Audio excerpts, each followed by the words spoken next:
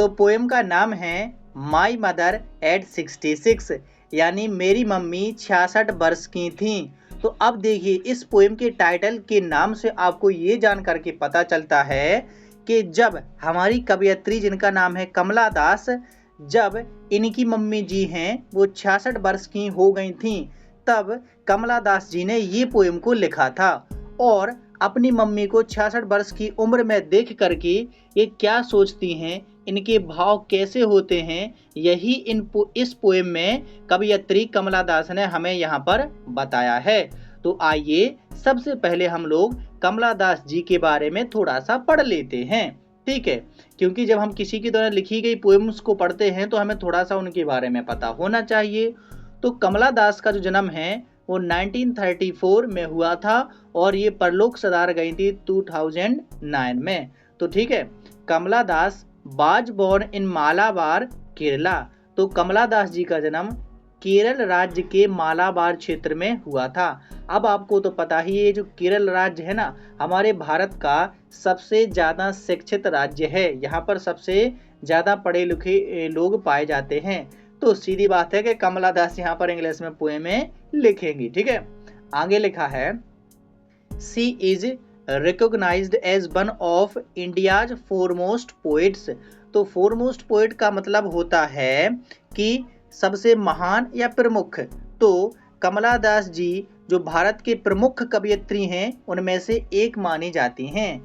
Her works are known for their originality, versatility and the indigenous flavour of the soil. तो यहाँ पर जो कमला दास जी हैं उनकी रचनाओं में ओरिजिनलिटी यानी कि वे एक नए और अनोखे विचार लेकर के आती हैं और मौलिक रूप से लिखती हैं। वर्साटिलिटी का मतलब होता है वे कई विषयों पर लिखती हैं, ठीक है, विविधता होती है उनकी रचनाओं में, एक ही टॉपिक पर नहीं लिखती हैं, कई टॉपिक्स पर वो लिखती हैं।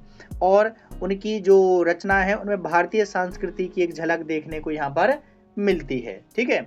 आगे है, Kamala Das has published many novels and short stories in English and Malayalam under the name Madhavi Kutty. तो यहाँ पर देखिए क्या है कि कमला दास ने अंग्रेजी और मलयालम भाषा में, इंग्लिश एंड मलयालम लैंग्वेज में उन्होंने कई सारे नॉवेल्स यानी कि उपन्यास और छोटी छोटी कहानियां माधवी कुट्टी नाम से यहाँ पर उन्होंने प्रकाशित की, ठीक है। आगे लिखा है, in addition to 5 books of poetry, और इसके अलावा उन्होंने अपनी कविता की 5 प्रमुख किताबें भी प्रकाशित की हैं।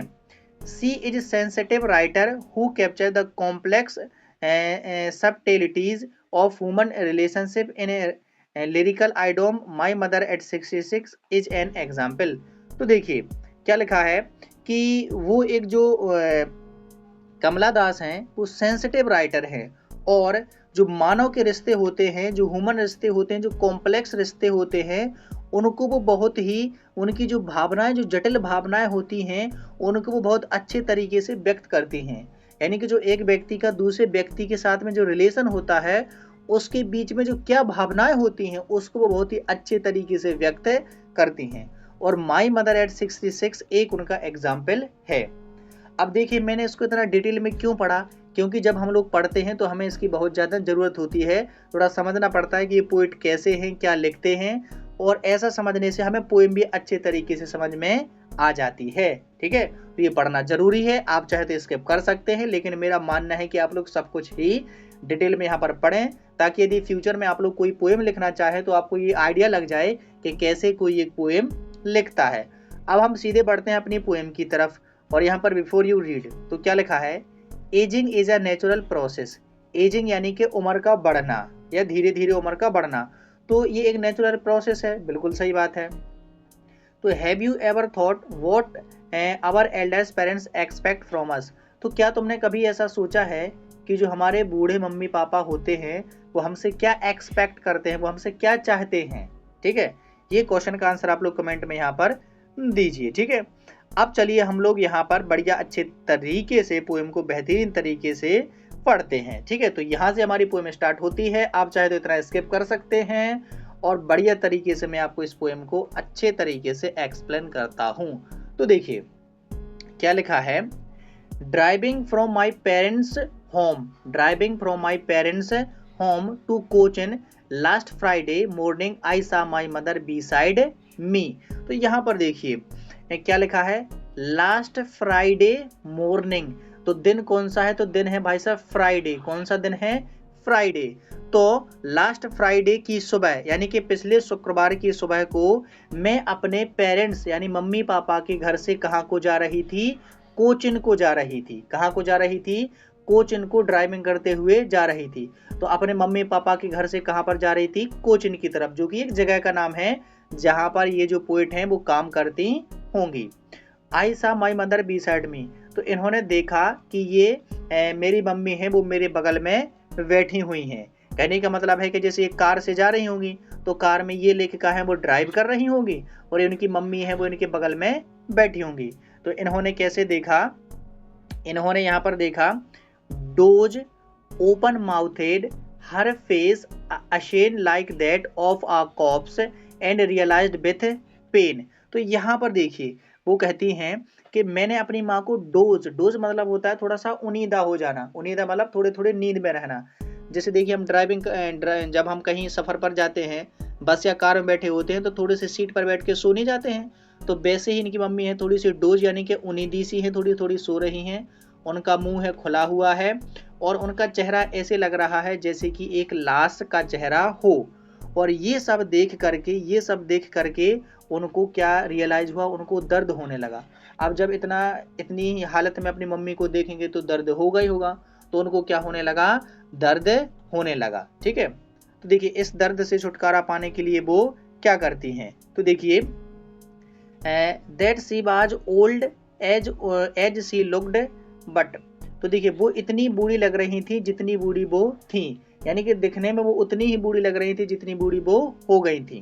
ठीक है, बट सुन लेकिन जल्दी ही put that thought away and looked at the young trees sprinting the merry children spilling out of their homes. तो देखिए इस थॉट को दूर करने के लिए, अब इस थॉट को, कौन से थॉट को, यानी कि जो उनकी मम्मी बगल में बैठी हैं तो उनको देख करके उनको दर्द हो रहा है, सो इस विचार को उन्होंने दूर कर दिया। और दूर कैसे किया, वो बाहर की तरफ देखने लगी। अब कार में बैठी हैं तो वो बाहर देखने लगी और बाहर देखा उन्होंने क्या, कि जो उन्होंने दो चीजें देखी, यंग ट्रीज स्प्रिंटिंग, स्प्रिंटिंग का मतलब होता है तेजी से चलना। तो जो पेड़ हैं वो उनको तेजी से चलते हुए दिखाई दे रहे हैं। अब तेजी से चलते हुए क्यों दिखाई दे रहे हैं, क्योंकि मान के चलिए ये यहाँ पर हमारा क्या है, एक पेड़ है। ठीक है, और अगर कार में अपन लोग बैठे हैं और कार से जा रहे हैं तो हमें ये पेड़ कैसे दिखाई देते हैं, चलते हुए। तो उनको यंग ट्रीज हैं, जो हरे भरे पेड़ हैं, वो चलते हुए दिखाई दे रहे हैं। And the merry children spring out of their Holmes, और जो बच्चे हैं, जो खुश होते हुए बच्चे हैं, वो अपने घरों से बाहर निकल रहे थे। ये सब उन्होंने देखा। अब चलिए देखते हैं आगे। तो आगे यहाँ पर क्या लिखा हुआ है भाई साहब कि but after the airport security check standing a few yards. तो यहाँ पर देखिए एयरपोर्ट की सुरक्षा चेकिंग के बाद, यानी एयरपोर्ट पर जो सुरक्षा चेकिंग हुई उसके बाद लेखिका अपने मम्मी से कुछ दूरी पर खड़ी हैं। तो ये देखिए ये हमारी कमला दास जी हैं और ये उनकी मम्मी यहाँ पर कुछ दूरी पर खड़ी हुई हैं। तो यहाँ पर खड़े होके वो क्या कहती हैं, देखिए जरा, ये है उनकी मम्मी जी। ठीक है, जो कि 66 वर्ष की हो गई हैं। तो वो क्या कहती हैं, अबे I looked again at her wan pale as a late winter's moon and felt that old familiar ache my childhood's fear। तो यहाँ पर देखिए बेन का यहाँ पर मतलब होता है कैसा, वीक, वीक मतलब कमजोर। ठीक है, बेन का मतलब यहाँ पर क्या है, वीक या वेरी वीक, कमजोर। तो फिर मैंने अपनी माँ को दूर से देखा, उनको दूर से देखा कैसा, कि वह बहुत ज़्यादा कमजोर हो गई हैं और उनका चेहरा है वो पेल यानी कि पीला पीला सा पड़ गया है, झुर्रीदार हो गया है एकदम ऐसे, जो लेट विंटर्स मून, यानी कि उनका चेहरा जो विंटर में, जो विंटर के लास्ट में जो चांद जो पीला पीला दिखाई देता है ना, सर्दियों के मौसम में जब अपन आसमान में देखते हैं तो हमें चांद वो पीला पीला दिखाई देता है, तो उनका चेहरा ऐसे ही हो गया है। ठीक है, और ये देख करके उनको फैमिलियर दर्द, यानी कि जो परिवार से होने वाला दर्द है वो उनको आ गया, यानी कि वही पुराना वाला दर्द। ठीक है, फैमिलियर एक आ गया और उनका जो बचपन का डर है वो भी उनको लगने लगा। बचपन का डर कैसे, जब हमारी मम्मी होती है ना तो कोई कह देते हैं कि अरे तुम्हारी मम्मी मामा के यहाँ चली गई है, तो छोटे बच्चे होते हैं वो क्या करने लगते हैं, रोने लगते हैं। अभी आपको कोई कह दे कि आपकी मम्मी चली गई हैं तो आप भी रोने लगेंगे, है ना। तो इनको ये डर लगने लगा, यानी कि अपनी मम्मी के खोने का डर लगने लगा, ठीक है। लेकिन फिर भी क्या होता है, but all I said was see you Amma soon. तो देखिए सी यू शून अम्मा, लेकिन इस डर को उन्होंने अपने आप में समा लिया, यानी कि अपने आप में रख लिया, और उन्होंने अपने डर को छुपाते हुए कहा कि जल्दी मिलेंगे अम्मा, यानी कि माँ। All I did was smile and smile and smile, और उन्होंने क्या किया, बस वो मुस्कुराती रही और मुस्कुराती रही, ठीक है।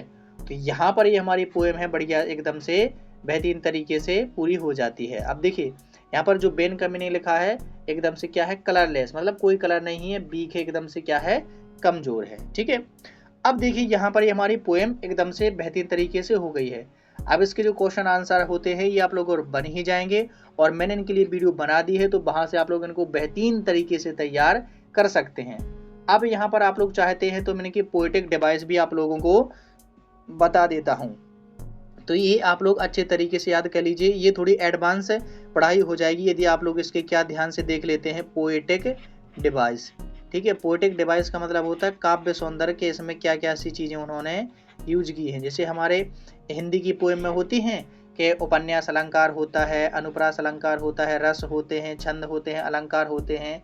ऐसे ही इसमें देखिए कौन, अरे कहाँ चला गया भाई, ऐसे ही इसमें देखिए यहाँ पर कौन कौन सी चीज़ें दी गई हैं। सबसे पहले यहाँ पर एक पोएटिक डिवाइस है सिमिली। क्या है, सिमिली। सिमिली का मतलब होता है उपमा अलंकार। क्या होता है, उपमा अलंकार, ठीक है। ये मैं हिंदी भी लिख देता हूँ ताकि आप लोगों को अच्छे तरीके से समझ में आ जाए। जैसे जहाँ पर लाइक, तो उन्होंने क्या कहा था, लाइक विंटर मून। जब हम एक वस्तु की दूसरी वस्तु से तुलना करते हैं तो वहाँ पर उपमा अलंकार होता है, और इंग्लिश में इसको बोलते हैं सिमिली। तो एक यहाँ पर सिमिली हो गया।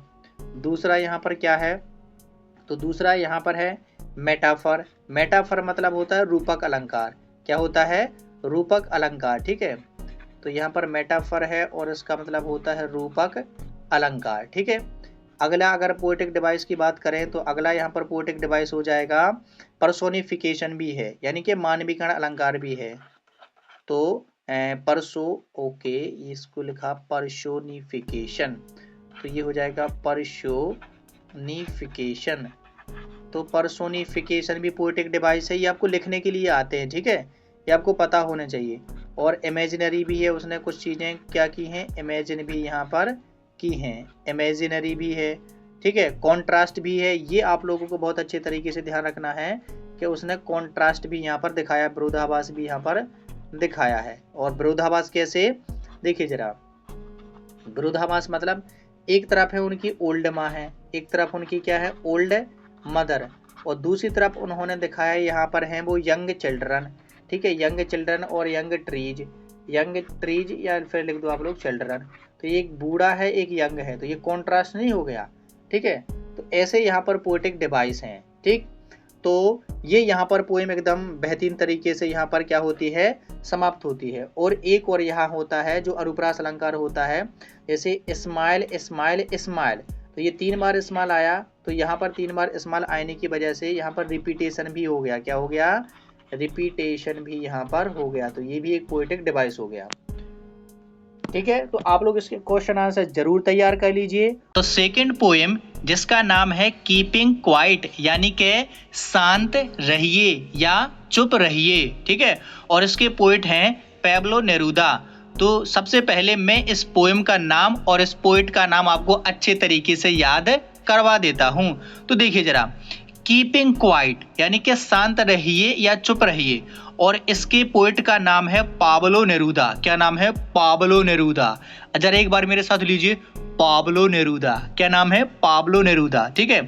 तो कीपिंग क्वाइट का मतलब होता है शांत रहिए, और अगर आप लोग शांत नहीं रहेंगे तो पता है कौन आ जाएगा आपको डराने के लिए, पाब्लो नेरूदा। शांत नहीं रहेंगे तो कौन आ जाएगा, पाब्लो नेरूदा।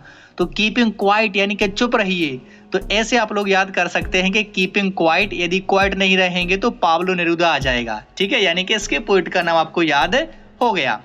चलिए अब इसके बारे में थोड़ा सा हम लोग आगे पढ़ लेते हैं। तो पाब्लो नेरूदा 1904 से 1973। अब बच्चों ये मत बोला कि सर आप लोग ये इसको हिंदी में क्यों पढ़ रहे हैं, भाई मुझे कंफर्टेबल लगता है, ठीक है। वैसे 1904 और 1973 आप लोग पढ़ सकते हैं, ठीक है, मैंने भी पढ़ दिया। Is the pen name of Neftali Ricardo Reyes Basoalto who was born in the town of Parral in Chile. तो यहाँ पर देखिए जो पाब्लो नेरूदा है इनका जन्म है, इनका पेन नेम है, ठीक है, और इनका जो असली नाम है वो पता है क्या है, इनका असली नाम है नेफ्ताली रिकार्डो रिएस बेसाल्टो, इनका ये पूरा नाम है। और इनका पेन नेम क्या है, यानी कि छोटा वाला नाम क्या है, तो वो है इनका छोटा वाला नाम पाब्लो नेरूदा, ठीक है। अब आगे हम लोग देखते हैं, तो इनका जन्म है कहाँ पर हुआ था, और इनका जन्म है जो चिली शहर है ना, चिली में पेरेल नामक जगह पर इनका जन्म है हुआ था, ठीक है। Neruda's poems are full of easily understood image which make them no less beautiful. तो यहाँ पर देखिए जो पाब्लो नेरूदा है ना, पाब्लो नेरूदा की कविताएं हैं वो एकदम से बहुत अच्छे इमेजेस यानी चित्रों से भरी हुई होती हैं, और ऐसे चित्र जो तुरंत समझ में आ जाएं, तो समझने वाले सरल चित्रों से भरी हुई होती हैं, और यही चीज उनकी कविताओं को ब्यूटीफुल यानी सुंदर बनाती हैं। He won the Nobel prize for literature in the year of 1971। तो 1971 में उन्होंने क्या जीता था, साहित्य में यानी लिटरेचर में उनने अपना नोबेल प्राइज जीता था। तो ये दिखाती है भाई साहब कि वो कितने महान और कितने विश्व प्रसिद्ध कवि हैं, क्योंकि उनको नोबेल प्राइज मिला है, ठीक है। आगे in the poem Neruda talks about the necessity of quite introspection and creating a feeling of mutual understanding among human beings.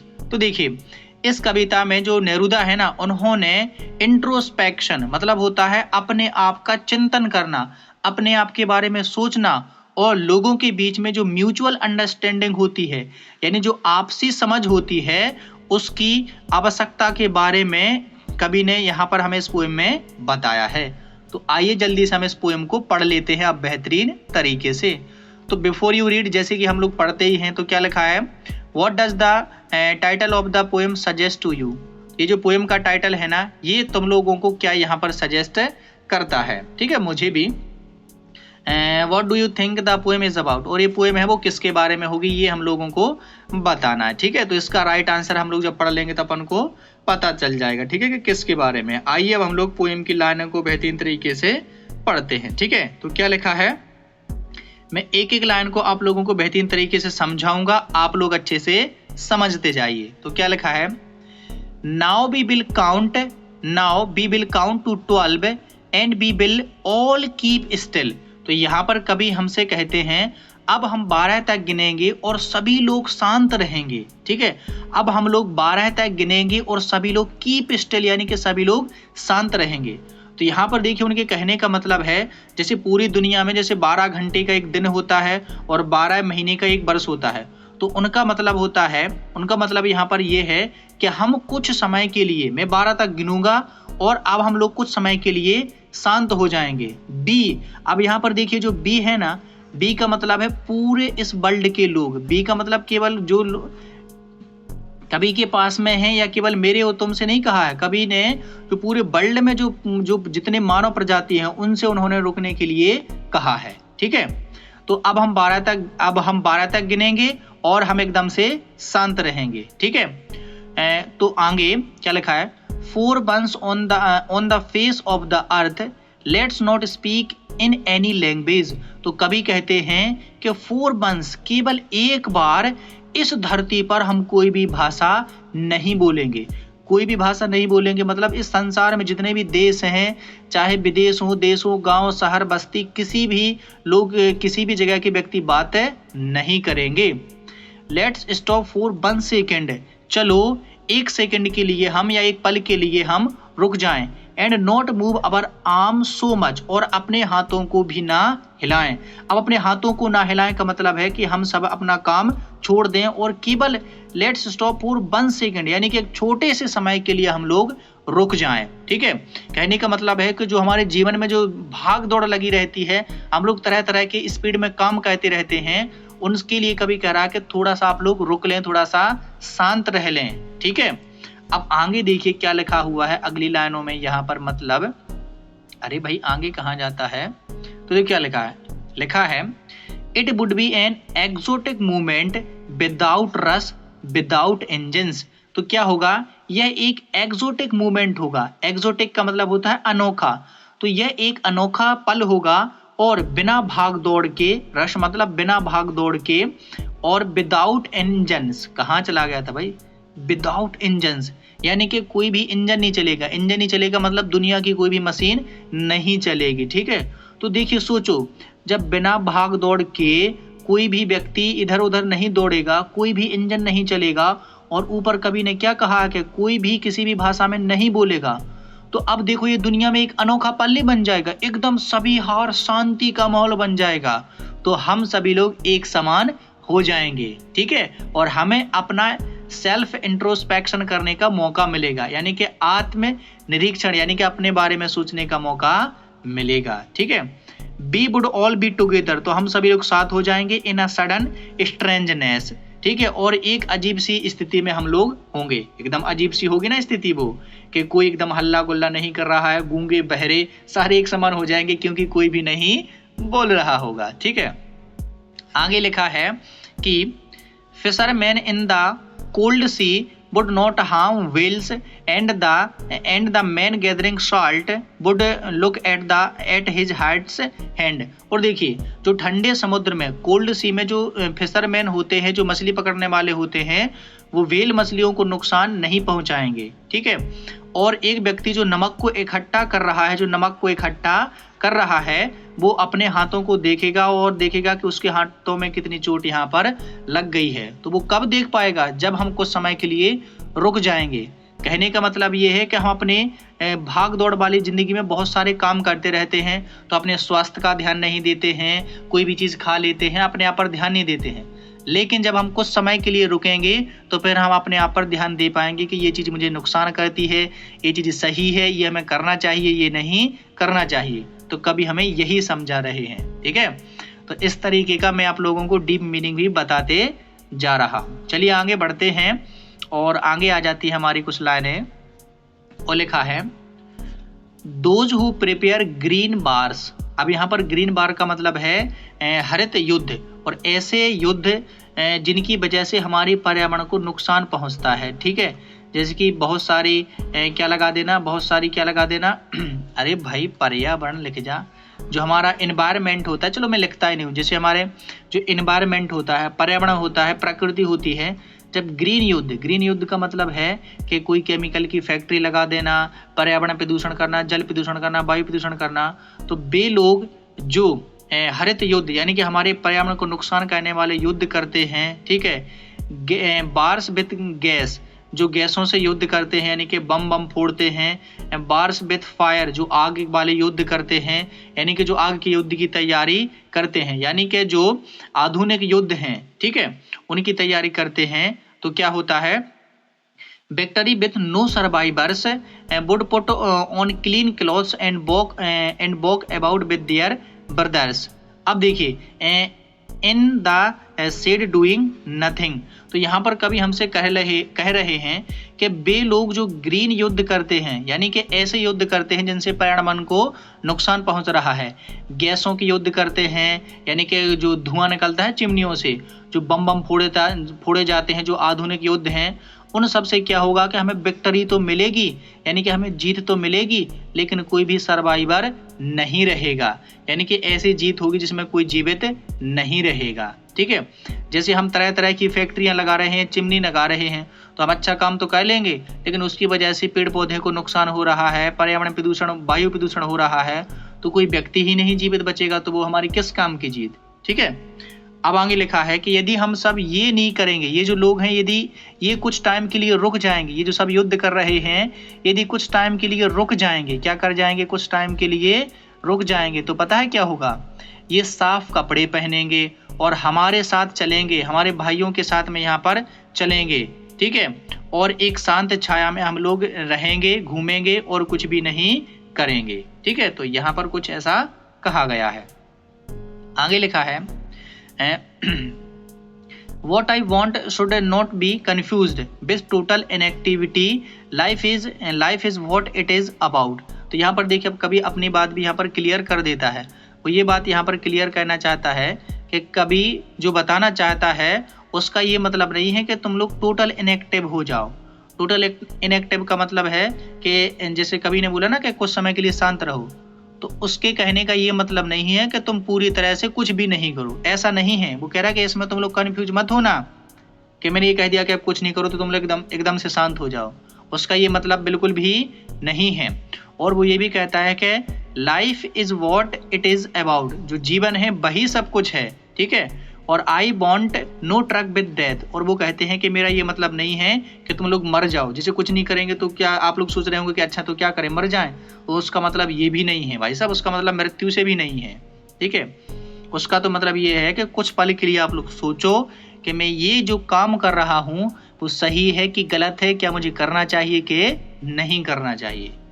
आगे लिखा है if we were not so single minded about keeping our lives moving and for once could do nothing perhaps a huge silence।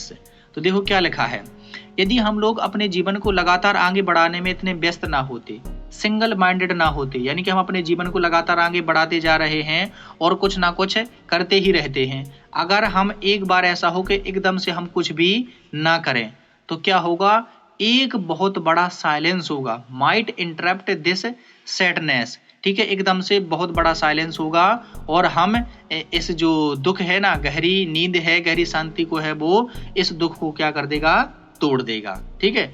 जब हम लोग कुछ समय के लिए कुछ भी नहीं करेंगे तो जो भाग दौड़ वाली जिंदगी है उससे क्या होगा, वो हमारे इस दुख को दूर कर देगा, ठीक है। आगे लिखा है ऑफ अंडरस्टैंडिंग, अब कौन सा दुख, तो वो दुख यहाँ पर जिस दुख को तोड़ देगा ना, उस दुख की बात यहाँ पर की है, of never understanding our self and the threatening our self with that, वो जो दुख खुद को ना समझ पाने का है और खुद को मृत्यु की ओर ले जाने का जो दुख हमें डर लगा रहता है ना, कि भाई जल्दी से कर लो, हमें ये कर लो, वहां पर घूमे आए, हम नौकरी जल्दी से लग जाए क्योंकि अब जल्दी मर जाना है, तो ये जो डर है और अपने आप को ना समझने का डर है, यदि इन दो दुखों को हमें दूर करना है तो हमें कुछ टाइम के लिए क्या रहना होगा, शांत रहना होगा, अपने आप के बारे में सोचना होगा। तो फिर ये जो दो दुख है ना हमारी, ये सैडनेस वाले, अपने आप को ना समझना और मृत्यु का डर, ये अपने आप समाप्त हो जाएंगे, ठीक है। अब लास्ट वाली लाइनों में यहाँ पर कहा गया है कि perhaps the earth can teach us as when everything seems dead and later proves to be alive. तो देखिए यहाँ पर क्या कहा गया है, शायद जो अर्थ है ना, यानी जो हमारी धरती माता है ना, वो हमें ये सिखा सकती है कि धरती पर जब कुछ सब कुछ मृत होता है और अचानक से सब कुछ बाद में जीवित हो जाता है। कहने का मतलब है कि जब पतझड़ का मौसम होता है, जब गर्मियों का मौसम होता है तो धरती एकदम से कैसी लगती है, शांत, पेड़ पौधे बिल्कुल एकदम से शांत। लेकिन जैसे ही पतझड़ के बीतने के बाद जैसे ही बसंत का मौसम आता है, किसका मौसम आता है, तो एकदम जो धरती है वो खिल जाती है, तरह तरह के पेड़, फूल, फल सब यहाँ पर खिलने लगते हैं, ठीक है। तो धरती हमें सिखा सकती है कि हमें कुछ समय के लिए शांत होना है, फिर एकदम से खिल जाना है, यानी कि हम जो काम कर रहे हैं उसके बारे में सोचना है, सही है कि गलत है, फिर हम उस काम को बहुत अच्छे तरीके से कर पाएंगे। कभी कह रहे हैं कि अब मैं क्या करता हूं, मैं 12 तक गिनूंगा और तुम लोग क्या रहोगे, शांत रहोगे और मैं यहाँ पर चला जाऊंगा, यानी कि वो कह रहे हैं हमसे कि अब मैं 12 तक गिनूंगा और एकदम से शांत हो जाऊंगा, चला जाऊंगा, अब तुम लोग अपना काम करो, यानी कि अच्छे से देख परख के अपना काम करो, सोच समझ करके। तो ये थी हमारी ब्यूटीफुल सी पोएम, ठीक है। बहुत ही मजा आया इस पोएम को पढ़ करके, आप लोगों को भी आई होप बहुत मजा आया होगा। अब मैं इसके जरा पोएटिक डिवाइस आपको बताता हूँ और एक क्वेश्चन आंसर आपको वीडियो में जरा मिल जाएंगे, ठीक है, मैंने बता रखे हैं। तो देखिए जरा, अब मैं इनकी बात कर लेता हूँ पोएटिक डिवाइस की, जो कि मैं हर बार आप लोगों के साथ में करता ही करता हूँ। तो देखिए जरा, इसका मैं बात करता हूँ पोएटिक डिवाइस, ठीक है। तो पोएटिक डिवाइस, ये बात करना क्या होता है, बहुत ही जरूरी होता है, ताकि आप लोगों को इस पोएम के बारे में बहुत सारी चीजें यहाँ पर पता चल जाए, ठीक है। तो पोएटिक डिवाइस में यहाँ पर सबसे पहले है एनाफोरा। क्या है यहाँ पर, एनाफोरा पोएटिक डिवाइस है, ठीक है। क्या है, एनाफोरा। एनाफोरा पोएटिक डिवाइस कब आती है, जब एक ही शब्द वाक्यांश में बार बार आता है, जैसे कि यहाँ पर आया है एग्जाम्पल, यदि मैं बताऊं इसका, तो इसमें आया है let's not speak, let's stop. तो लेट्स है ना, वो 2 बार आया है, इसकी वजह से यहाँ पर क्या होगा, एनाफोरा, अगर दूसरी पोएटिक डिवाइस की बात करें तो इसमें रिपीटेशन भी है। क्या है? रिपीटेशन भी है। अगला एक ही वर्ड बार बार आया तो अच्छा वो इसी में आ जाएगा, ठीक है। इसमें भी आप लोग लिख सकते हैं या फिर उसको रिपीटेशन भी आप लोग कह सकते हैं, ठीक है। रिपीटेशन कैसा? जैसे इसका एग्जाम्पल मैं बताऊं कि बार बार है वो कई बार आया है, ठीक है। बार बार है वो कई बार आया है। Bar with gas, bar with fire, या है ना बार, तो ये हमारा रिपीटेशन हो जाएगा, ठीक है। और अगर मैं तीसरी पोएटिक डिवाइस की बात करूं तो इसमें क्या है?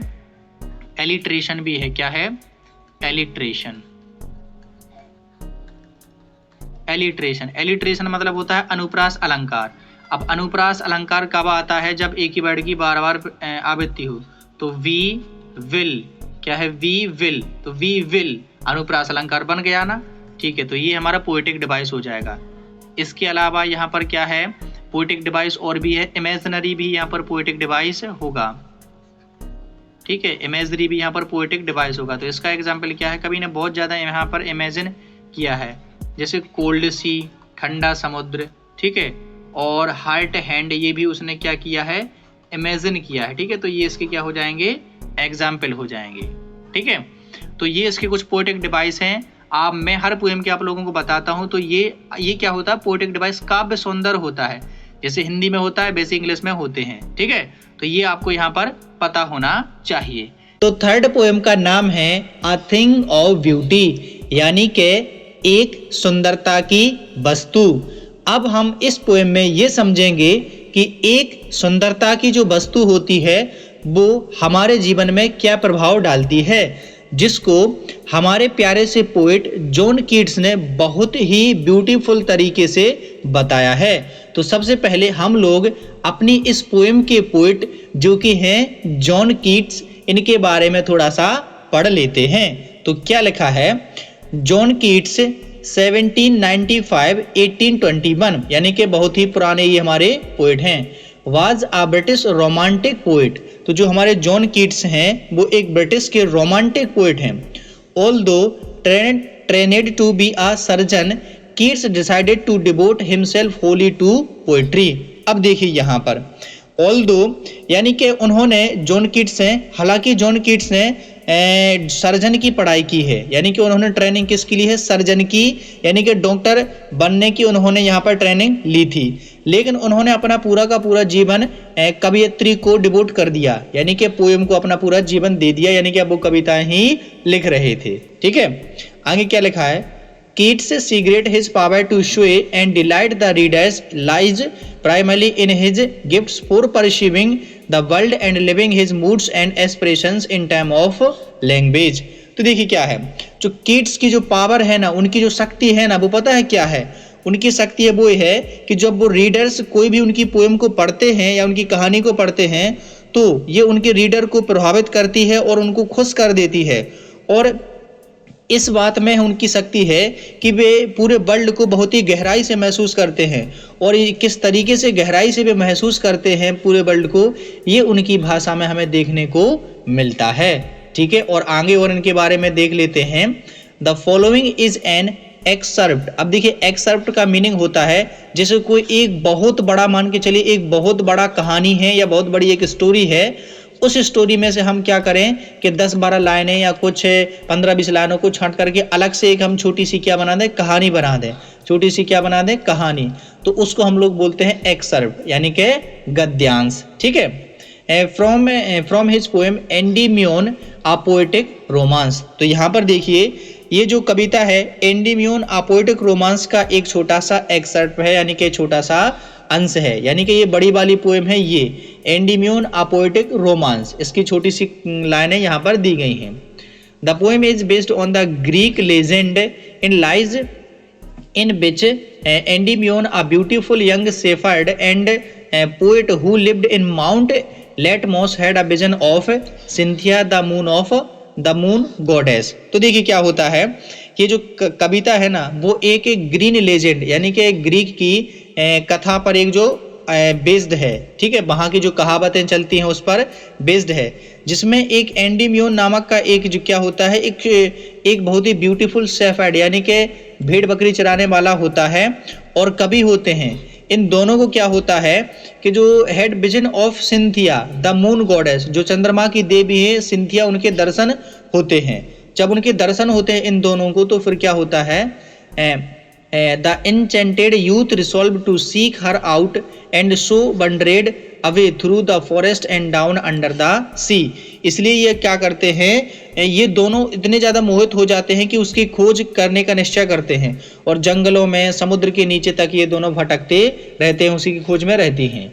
ये ऐसी कुछ तरीके की कहानी बताई गई है ग्रीक लेजेंड में। ठीक है, अब हम चलते हैं हमारी ब्यूटीफुल सी पोएम पर। हमने थोड़ा सा पोइट के बारे में पढ़ लिया है, अब हम पोएम के बारे में पढ़ते हैं, जो कि आप लोगों को बहुत ही ध्यान से समझना है। तो सबसे पहले जैसा कि हम लोग हर एक लाइन को पढ़ते हैं, तो बिफोर यू रीड में लिखा है, क्या लिखा है, what pleasure does a beautiful thing give us.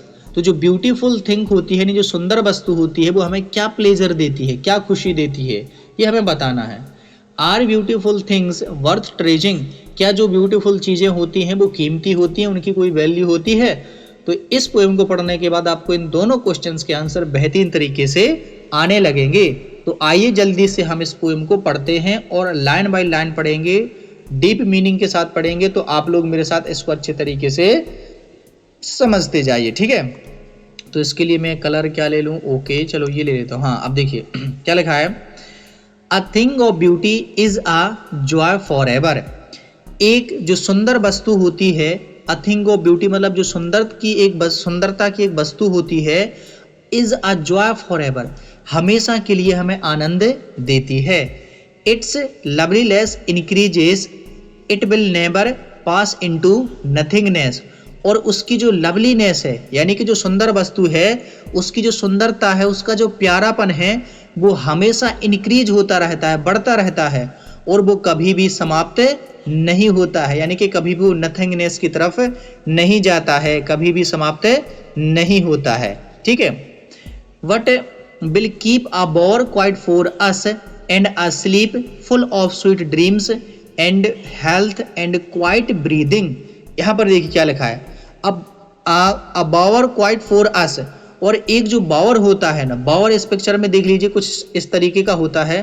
तो ये जो बावर होता है वो हमें क्वाइट फॉर अस, हमारे लिए एक शांति लाता है, एक शांत माहौल देता है, जिसमें हम लोग क्या करते हैं, मीठे सपनों की नींद में खो जाते हैं, हमें मधुर सपनों की नींद आती है, हम अपने आप को स्वस्थ महसूस करते हैं। वो क्वाइट ब्रीदिंग, यानी कि हम अच्छी सी यहाँ पर सांस ले पाते हैं, बढ़िया सी शांत सांसों की नींद बढ़िया ले पाते हैं। ठीक है, तो मीठे सपनों की नींद, बढ़िया स्वस्थ और हम शांत सपनों की नींद यहाँ पर लेते हैं। ठीक है, तो इतना इन पोएम्स का मतलब हुआ। ठीक है, अब आगे देखिए जरा, एक बार मैं इसको, इतनी लाइनों को एक बार मैं फिर से आप लोगों के लिए बता देता हूँ। तो पहली लाइन का यहाँ पर मतलब क्या है कि एक जो सुंदरता की वस्तु होती है वो हमेशा के लिए आनंद देती है। ठीक है, और उसकी जो सुंदरता है, उसका प्यारापन है, वो कभी भी समाप्त नहीं होता है। ठीक है, यानी कि जो सच्चा सौंदर्य कभी भी खत्म नहीं होता है, हमेशा हमें खुशी देता है। ठीक है, समय के साथ में उसकी सुंदरता बढ़ती जाती है। इसके अलावा क्या है कि हमारे लिए जो एक बावर होता है, ये एक शांत हमें जगह देता है जहाँ पर हम अच्छी नींद आती है, मीठे सपनों की नींद आती है, हम स्वस्थ रहते हैं और एकदम से शांत सांसों से भरी हमारी नींद होती है। ठीक है, तो एक सुंदरता की वस्तु ये हमें करती है। अब आप भी इमेजिन करिए कि जब आप कोई ब्यूटीफुल सी चीज़ देखते हैं, चाहे वो कुछ भी चीज़ हो, कोई पर्सन हो या फिर कोई पहाड़ हो, कोई नदी हो, कोई फूल हो, कोई जीव हो, कोई जंतु जानवर हो, कुछ भी हो, जब आप लोग उसको देखते हैं तो आपको बड़ा ही अच्छा लगता है, एकदम मन में मजा आ जाता है ना। तो यही बात यहाँ पर कही गई है। अब हम लोग थोड़ा सा आगे बढ़ते हैं और देखते हैं कि अगली लाइनों में उन्होंने क्या कहा है। तो क्या लिखा है यहाँ पर देखिए जरा, जल्दी से हम लोग इसको पढ़ते हैं। A flowery band to bind us to the earth spite of despondence of inhuman dearth of noble natures of the gloomy days of all the unhealthy and o'er darkened ways। अब देखिए यहाँ पर क्या कह रहे हैं, a flowery bend to bend us to the अर्थ। यहाँ पर वो कह रहे हैं कि हम क्या करते हैं, हम एक फूलों की माला बनाते हैं जो हमें धरती से जोड़े रहती है। फ्लावरी बैंड यानी फूलों की माला हम बनाते हैं जो हमें किससे कनेक्ट किए रहती है, धरती से। अब देखिए इसका क्या मतलब है कि जैसे अब हम डेली दिन तो फूलों की माला नहीं बनाते हैं, तो इनके कहने का ये मतलब है कि जब हम सुबह से उठते हैं तो हम एक सुंदरता की चीज को ढूंढते हैं जो कि हमारा दिन बना दे, और जैसे ही हमें वो सुंदरता की वस्तु मिल जाती है तो आपको लगता है यार आज का दिन बिल्कुल सफल हो गया, बड़ा मजा आ गया। तो इसी मजे के लिए हम उस धरती से कनेक्ट हैं, ठीक है। यदि हमारे जीवन में बहुत ही बुरी चीजें होगी, कुछ भी अच्छा नहीं लगेगा, तो हम इस धरती पर भी नहीं रहेंगे, है ना। इसलिए हम रोज सुबह उठते हैं और एक फूलों की माला बुनते हैं। इसका मतलब है कि हम रोज सुबह उठते हैं, एक सुंदरता की वस्तु ढूंढते हैं जिससे हम अपनी धरती से कनेक्ट रहते हैं, ठीक है। डेस्पोंडेंस मतलब निराशा भरे दिनों के बावजूद, और इनह्यूमन डर्थ यानी कि मानव जो लोग हैं उनमें अच्छे गुणों की कमी के बावजूद, और हमारे उदासी और बेचैनी भरे और दुख भरे दिनों के बावजूद, इन सब चीज़ों के बावजूद भी, और हमारे जो अंधकारमय रास्ते हैं इनके बावजूद भी हम क्या करते हैं, made for our searching I in spite of all, ऐसी एक सुंदरता की वस्तु को ढूंढते हैं जो हमारे लिए बनाई गई है, और फिर भी कोई ना कोई सुंदर जो वस्तु आती है वो क्या कर देती है, some shape of beauty moves away the pall, यानी कि जो कोई सुंदरता की वस्तु होती है तो इन सब चीजों को हमारे हृदय से दूर कर देती है। तो ये पावर है एक सुंदरता की वस्तुओं में, ठीक है। वो उदास भरी चीजों को, जो मानव के बीच में जो अच्छे गुणों की कमी है, जो बुरे दिन हैं, जो अनहेल्दी ये सब चीज़ें हैं, जो अंधकार में रास्ते हैं, यदि हम किसी सुंदर वस्तु की सर्च करते हैं और वो हमें मिल जाती है तो वो इन सब चीज़ों को बहुत ही अच्छे तरीके से दूर कर देती है ना। जैसे देखिए आपके जीवन में कभी भी कुछ समझ में नहीं आ रहा हो, आपको पता नहीं है कि मुझे क्या करना है, नौकरी कैसे मिलेगी, मेरा जीवन कैसे चलेगा, घर परिवार खुश कैसे रहेंगे, ये सब आप लोग भटक रहे होंगे, लेकिन आप लोगों को ऐसा व्यक्ति मिल जाए जो आपकी परेशानियों को दूर कर दे या आपको कोई रास्ता दिखा दे जिससे आपका सब कुछ ठीक हो जाए, तो वो भी आपके लिए एक सुंदर वस्तु होगी, ठीक है। आगे क्या लिखा है, आगे लिखा है भैया, फ्रॉम अवर डार्क स्पिरिट, ठीक है, हमारे जो हमारी आत्मा में जो स्पिरिट है उसमें जो अंधेरा है उसको तुरंत ही हटा देती हैं, ठीक है। सचदा अब यहाँ पर देखिए इन लाइनों में क्या बताया गया है, मैं थोड़ा इसका कलर चेंज कर लेता हूँ, ओके हाँ। अब देखिए ये जो लाइनें दी गई हैं ना, इन लाइनों पता है क्या कहा गया है, जो सुंदरता की वस्तुएं हैं कभी ने उनको बताया है, ठीक है, सुंदरता की वस्तुओं को। Such the sun the moon the trees old and young sprouting a shady boon for simple sheep and such are daffodils. तो यहाँ पर देखिए जो सूरज है, जो चंद्रमा है, जो पेड़ हैं, चाहे वो कैसे हों, चाहे पेड़ वो बूढ़े हों यानी कि चाहे वो बड़े पेड़ हों या चाहे वो जवान लहराते हुए पेड़ हों, ये सारी की सारी चीज़ें हैं वे क्या है, बढ़िया से सुंदरता की वस्तुएं, क्योंकि ये हमें बढ़िया छाया का वरदान देती हैं, यानी कि छाया हमें ये देते हैं, ठीक है। साधारण सी भेड़ भी, यहाँ पर सिप का मतलब भेड़ है, तो जो भेड़ हैं वो भी क्या होंगी, एक सुंदरता की वस्तुएं। ऐसे जो डैफोडिल के फूल हैं जो कि चित्र में देख सकते हो, ये भी क्या है, सुंदरता की वस्तुएं। अब और यहाँ पर सुंदरता की वस्तुएं बताई गई हैं, तो देखिए क्या है, with the green world they live in and the clear reels that for themselves a cooling covert make against the hot season। यहाँ पर देखिए जो हरे संसार में रहने वाली जो साफ साफ जल धाराएं हैं, यानी कि छोटी छोटी नदियां हैं जो साफ जल धाराएं हैं, ठीक है, यानी कि यहाँ पर नेचर की बात की जा रही है, जो कि हमें क्या बनाए रखती हैं, हमें गर्मियों के मौसम में, बहुत ही भयंकर गर्मियों के मौसम में हमें शांत मतलब ठंडी ठंडी हवा देती हैं। ये सब भी हमें प्रकृति की जो चीज़ें हैं वो क्या हैं, सुंदरता की वस्तुएं हैं, ठीक है।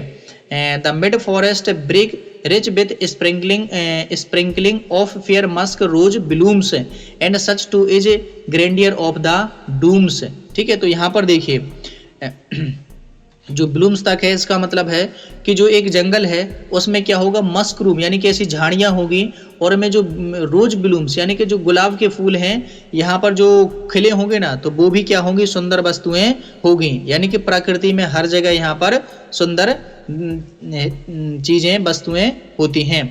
और यहाँ तक कि वो भी सुंदर हैं जो मरे हुए लोग हैं ना, जो डूम्स है ना, जिनकी मृत्यु हो गई है, वो भी क्या हैं, जो महान मरे हुए लोग हैं वो भी हमारे लिए सुंदरता की वस्तुएं हैं। क्योंकि we have imagine for the mighty deads all lovely tales that we have heard or read, क्योंकि जो मरे हुए लोग हैं, जो महान मरे हुए लोग हैं, उनके बारे में या तो हमने उन लोगों की महान कहानियां सुनी होंगी या फिर पढ़ी होंगी, तो हमें पढ़ करके बहुत ही आनंद आता है, जोश भर जाते हैं। जैसे कभी हम लोग भगत सिंह के बारे में पढ़ते हैं, भीमराव अम्बेडकर के बारे में पढ़ते हैं, महात्मा गांधी के बारे में पढ़ते हैं, ठीक है, तो इनके झांसी की रानी के बारे में पढ़ते हैं तो एकदम से हम लोग जोश में आ जाते हैं, है ना। तो ये भी हमारे लिए सुंदरता की क्या है, वस्तुएं हैं। तो जो महान मृत लोग हैं उनके बारे में सोची गई जो हम कहानियां सुनते हैं या पढ़ते हैं, वे सारी की सारी हमारे लिए सुंदरता की वस्तुएं हैं, ठीक है। तो यहाँ पर देखिए आगे है endless fountain of immortal drink. Immortal drink का यहाँ पर मतलब है अमृत। Pouring on to us from the heavens brink. तो यहाँ पर देखिए एक जो मान के चलिए कहीं पर क्या है, मान के चलिए स्वर्ग है, ठीक है, स्वर्ग है, स्वर्ग के किनारे से मान के चलिए ये स्वर्ग है पूरा ऐसा सा बना हुआ, स्वर्ग के किनारे से ऐसा हम सब के ऊपर जो अमृत की इमोर्टल ड्रिंक यानी अमृत की जो जल धारा बह रही है, उसी के जैसी हमारे लिए जो ब्यूटी की वस्तुएं होती हैं। ब्यूटी यानी सुंदरता की वस्तुएं कैसी होती हैं, जैसे मान लो हमारे शरीर के, हमारे सब के ऊपर स्वर्ग से अमृत की बूंदें गिर रही हों। जो अमृत काम करता है यानी कि उसे नया जीवन मिलता है, वैसे ही हमारे जीवन में सुंदरता की वस्तुएं यहाँ पर काम करती हैं, ठीक है। तो ये थी हमारी बहुत ही प्यारी सी पोएम। अब इसके आ जाते हैं यहाँ पर क्वेश्चन आंसर। तो ये सब आपको नेक्स्ट वीडियो में मिल जाएंगे, लिंक इसके डिस्क्रिप्शन में दिया गया है, तो आप वहां से तैयार कर सकते हैं, ठीक है। अभी आप लोगों का होमवर्क होगा कि आप लोगों को इसका मुझे पोएटिक डिवाइस बताना है, ठीक है। मैंने पिछली 2 पोएमों को आप लोगों को बता दिया है और कैसे बताना है वो भी बता दिया है, तो आप लोग मुझे इन पोएमों का पोएटिक डिवाइस यहाँ पर बताएंगे, ठीक है। तो पोएम नंबर 4 जिसका नाम है अ रोड साइड स्टैंड, इसका मतलब होता है सड़क के किनारे खड़ी एक छोटी सी दुकान, ठीक है। और इसके पोएट हैं रॉबर्ट फ्रॉस्ट। अब देखिए ए को अभी फिलहाल के लिए छोड़ दीजिए, आर से मतलब है रोड स्टैंड और आर से ही हो गया रॉबर्ट फ्रॉस्ट। तो आप लोग पोएम का नाम और पोएट का नाम ऐसे याद रख सकते हैं, आर से रोड साइड स्टैंड और आर से हो गया रॉबर्ट फ्रॉस्ट। तो अब हम पढ़ते हैं थोड़ा सा पोएट के बारे में और देखते हैं कि उन्होंने इस पोएम में क्या हमें समझाया है। तो आइए थोड़ा सा इनके बारे में सबसे पहले पढ़ लेते हैं। तो 1874 से 1963 तक, ठीक है, is a highly accommodate American poet of the 20th century. तो यहाँ पर देखिए जो रॉबर्ट फ्रॉस्ट है वो 1874 से लेकर 1963 के यानी कि 20वीं शताब्दी के बहुत ही प्रसिद्ध कवि यहाँ पर रहे हैं। Robert Frost wrote about characters, ठीक है, पीपल एंड लैंडस्केप्स। तो यहाँ पर जो रॉबर्ट फ्रॉस्ट हैं उन्होंने लोगों के कैरेक्टर के बारे में, लोगों के और लैंडस्केप यानी प्रकृति के बारे में लिखा है। His poems are concerned with human tragedies and fears, his reaction to the complexities of life and his ultimate acceptance of his burdens. तो यहाँ पर देखिए कवि क्या है, उनकी कविताओं में जो व्यक्तियों के बीच में जो दुख होता है, क्या होता है, जो ट्रेजेडीज होता है, जो दुख होता है, और जो जीवन की जो कॉम्प्लेक्सिटीज़ हैं यानी कि जो जीवन की जो कठिन समस्या है, मुसीबत हैं, उनको बताया है। और ये भी बताया है कि अंत में व्यक्ति उसे किस प्रकार से एक्सेप्ट कर लेता है, जो परेशानियां उसे व्यक्ति किस तरीके से अंत में एक्सेप्ट कर लेता है, ये भी बताया है। आगे stopping by the woods of a snow evening birches mending walls, ये इनकी बहुत ही फेमस और जानी मानी कविताएं हैं। अब इस पोएम में उन्होंने क्या बताया है, तो देखिए इसको मैं इस कलर से, in the roadside stand Frost present to the lives of poor deprived people with pitiless clarity and with the deepest sympathy and humanity.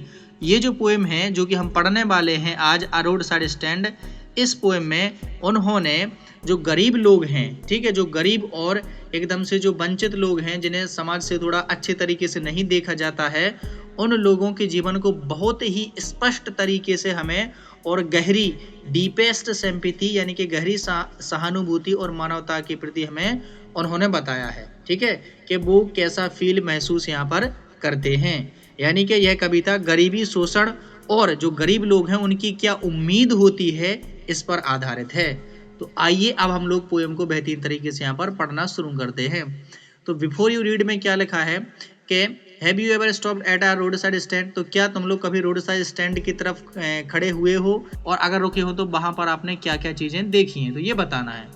तो हम इस पोएम को पढ़ेंगे तो सारी चीजें हमें पता चल जाएंगी कि क्या वहां पर होता है। वैसे आप लोगों ने तो देखा ही होगा।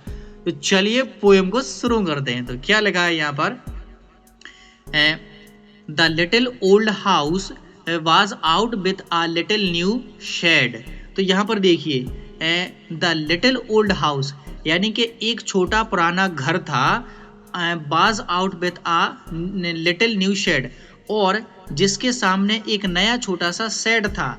शेड मतलब एक छोटी सी दुकान टाइप की, जो हम अपने घर के सामने टीन की शेड लगा देते हैं ना, टीन की शेड या छोटे टपरिया टाइप के अपन लोग अपने घर के सामने टोर देते हैं ना, तो उसको बोला गया है।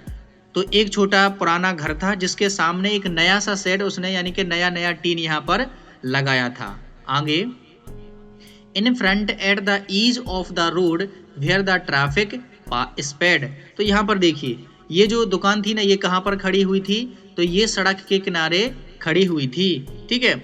और यहाँ से ट्रैफिक स्पेड का मतलब है जो कार्स हैं यानी कि जो गाड़ियां हैं वो यहाँ पर से बहुत स्पीड में गुजरती थी, ठीक है।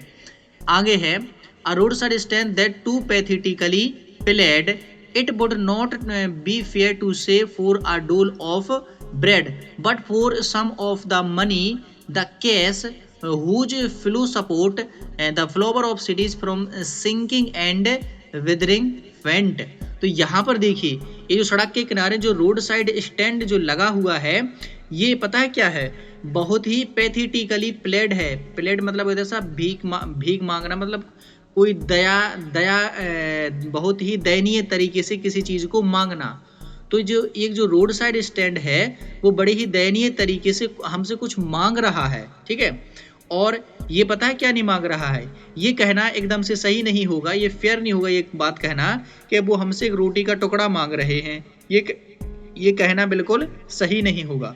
बल्कि वे सिर्फ क्या चाहते हैं, बल्कि वे चाहते हैं क्या, सम ऑफ द मनी, कुछ पैसे चाहते हैं, कुछ कैश चाहते हैं, जिससे उनका क्या हो जाए, उनको थोड़ा सा सपोर्ट मिले। और जो शहर में जो फ्लावर हैं यानी कि जो शहर के लोग हैं जो कि क्या करते हैं, कभी भी सिकुड़ते नहीं हैं, कभी भी फूलते मतलब कभी भी खराब नहीं होते हैं, यानी कि जो शहर के लोग हैं बड़ी ही मौज मस्ती से रहते हैं, एकदम फूलते फलते रहते हैं। तो उनको ये पैसा मिले और वे शहर वाले लोगों की तरह रहने लगे, यही वो चाहते हैं, ठीक है। तो यहाँ तक की लाइनों का आप लोगों को मतलब एकदम से अच्छे तरीके से समझ में आ गया होगा, ठीक है। चलिए मैं एक बार आप लोगों को यहाँ से यहाँ तक का एकदम फिर से आप लोगों को बता देता हूँ, ठीक। ध्यान से आप लोग सुनते जाइए क्योंकि काफी बड़ी पोएम है, आपको अच्छे तरीके से समझना होगा। तो पहली लाइन का यहाँ पर मतलब है कि एक छोटा सा पुराना घर था जिसके सामने एक नया मतलब दुकान टाइप की शेड लगा हुआ था, ठीक है। ये जो दुकान है ये सड़क के किनारे थी और जहां से बहुत तेज तेज गाड़ियां निकलती थी। और वहां जो एक रोड साइड स्टैंड यानी छोटी सी दुकान लगी है वो बहुत ही दयनीय तरीके से हमसे कुछ मांग रहा है, लेकिन ये कहना सही नहीं होगा कि वो हमें रोटी का एक टुकड़ा मांग रहा है, बल्कि वे कुछ पैसे चाहते हैं। और पैसे इसलिए चाहते हैं क्योंकि जो शहर वाले लोग हैं वो कभी भी सिकुड़ते नहीं हैं, डूबते नहीं हैं। कहने का मतलब है कि वो अच्छे तरीके से रहते हैं, तो वे भी उनकी तरह रहना चाहते हैं, इसलिए वो कुछ पैसे चाहते हैं, ठीक है। अब हम लोग आगे बढ़ते हैं और देखते हैं अगली लाइनों का यहाँ पर मतलब।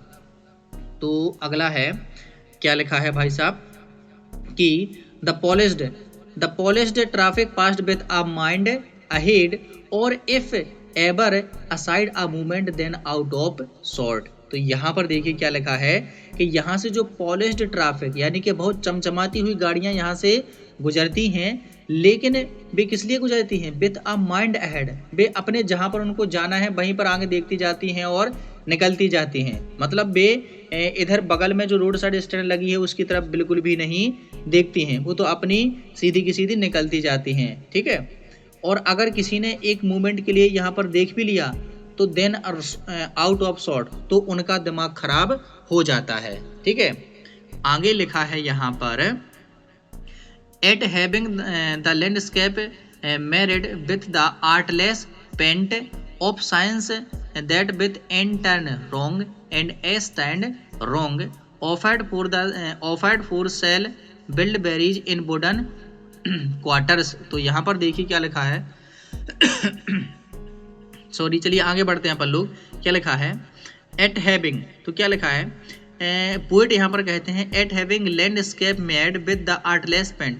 फिर कहते हैं कि इस बात से परेशान वो जो लोग हैं ना, जो आउट ऑफ सॉर्ट हो जाते हैं। आउट ऑफ सॉर्ट का मतलब है कि जो गाड़ियों में लोग बैठ के निकलते हैं कि कुछ समय के लिए यहाँ पर क्या हो गया, देख भी लें तो क्या हो जाता है, उनका दिमाग खराब हो जाता है। ठीक है, तो अब यहाँ पर बताया कि क्यों दिमाग खराब हो जाता है।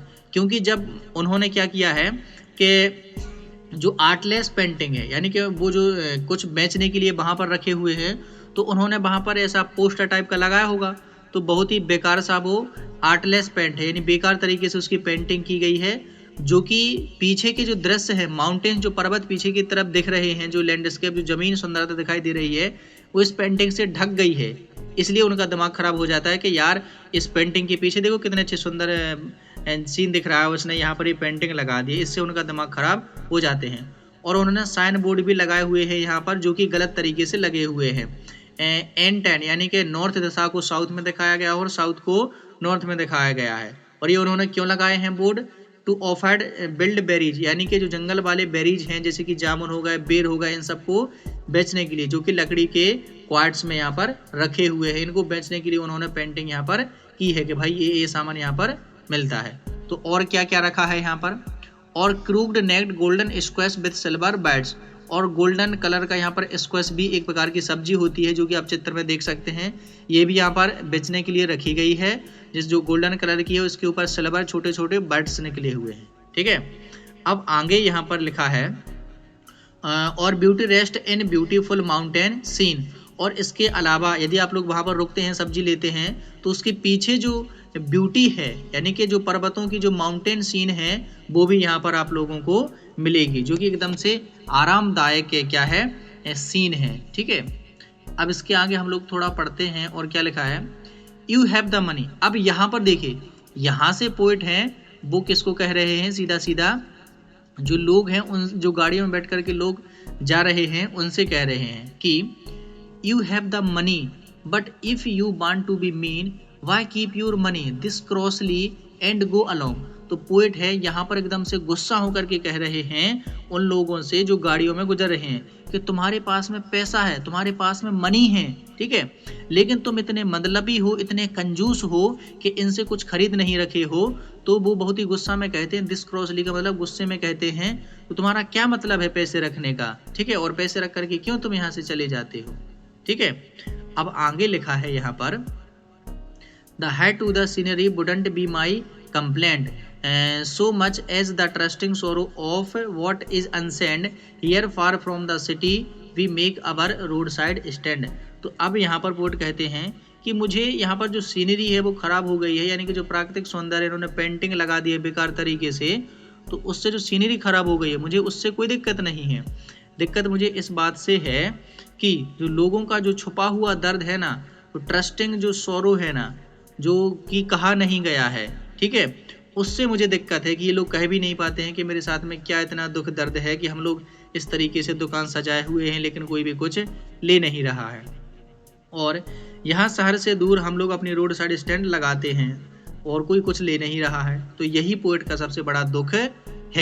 ठीक है, and asks for some city money to feel in hand to try if it will not make our being expand and give us the life of the moving pictures promise that the party in power is said to be keeping from us।